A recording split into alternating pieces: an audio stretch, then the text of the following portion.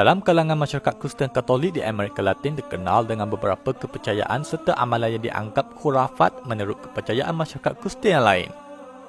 Kepercayaan dan amalan ini meliputi kepercayaan terhadap para saint yang tidak diiktiraf oleh Gereja Katolik di Vatican City, disertai dengan ritual-ritual yang asing dalam menyeru para saint tersebut. Santa Muerte. Antara yang paling masyhur adalah praktis pemujaan kepada Santa Muerte yang berlaku dalam kalangan sebahagian penganut agama Kristen Katolik di Meksiko. Santa Muerte yang merupakan personifikasi kematian dalam bentuk seorang wanita telah dijadikan sebagai satu identiti yang dipuja oleh sebahagian penganut Katolik di sana, terutamanya untuk memohon hajat seperti memohon kesembuhan daripada penyakit serta perlindungan daripada mara bahaya. Asal-usul bagi pemujaan Santa Muerte ini tidaklah begitu jelas. Namun bagi sebahagian para pengkaji mempercayai bahawa pemujaan terhadap Santa Muerte ini berakar daripada praktis lama yang merupakan amalan masyarakat pribumi Meksiko yang didapati sememangnya ada menyembah sesuatu yang mirip dengan Santa Muerte. Ia berdasarkan kepada catatan Pesitan Spanyol. Meskipun telah dikutuk dan diisytiharkan sebagai menyalahi ajaran Katolik oleh Vatican City, para pemuja Santa Muerte sebahagiannya tetap tegar dengan amalan mereka. Bahkan ada yang sehingga memisahkan diri daripada Gereja Katolik di Vatican City untuk membentuk perkumpulan Gereja Katolik yang baharu yang dinamakan sebagai Traditionalist Mexican American Catholic Church bagi meneruskan ritual pemujaan terhadap Santa Muerte. Seterusnya, La Difunta Korea.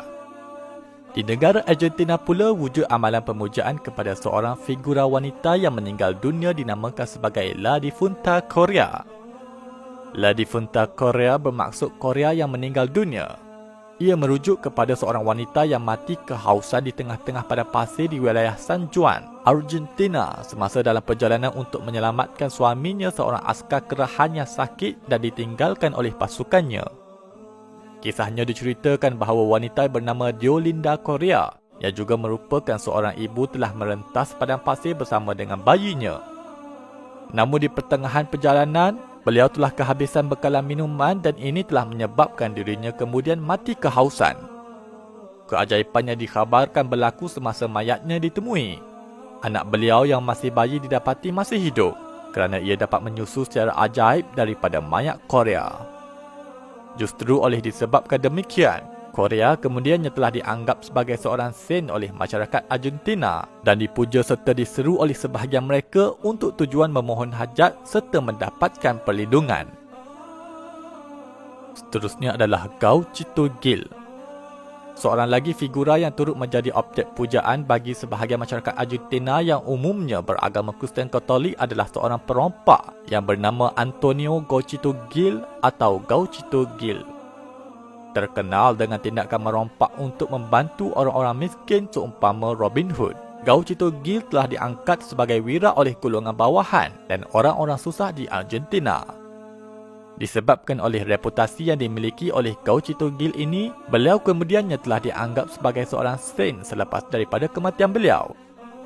Dan berterutan daripada itu, seterusnya telah dijadikan sebagai tempat untuk memohon hajat dan pertolongan bagi masyarakat Argentina. Kemasyhuran praktis menyeru Gauchito Gil ini dalam kalangan masyarakat Argentina akhirnya telah menyebabkan sebahagian daripada pemimpin Gereja Katolik di Argentina sendiri mula menerima amalan tersebut. Dan sebahagian daripada mereka bahkan mula membuat permohonan kepada pihak Gereja Katolik di Vatican City untuk memberikan perakuan kepada status Saint Gauchito Gil, sekaligus mengiktiraf amalan menyeru beliau yang telah popular dalam kalangan masyarakat Argentina. Dalam Islam, amalan menyerut sebarang tokoh atau entiti selain dari Allah untuk memohon pertolongan atau meminta hajat adalah sesuatu yang dilarang keras. Ia dikategorikan sebagai syirik dan merupakan suatu dosa yang paling besar yang tidak diampunkan oleh Allah, kecuali dengan taubat yang sebenar-benarnya. Meskipun yang diseru itu adalah seorang yang berpangkat Nabi atau Wali, tetaplah juga yang demikian itu dikategorikan sebagai syirik kerana hakikatnya hanya kepada Allah sahaja yang berhak untuk dijadikan tempat pergantungan bagi seluruh makhluk-makhluknya. Ingatlah kita kepada firman Allah di dalam Al-Quran. أفحسب الذين كفروا أن يتخذوا عبادي من دوني أولياء إنا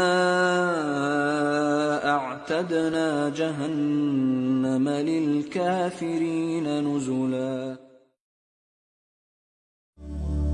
الحليم العظيم الغفور الشكور العلي الكبير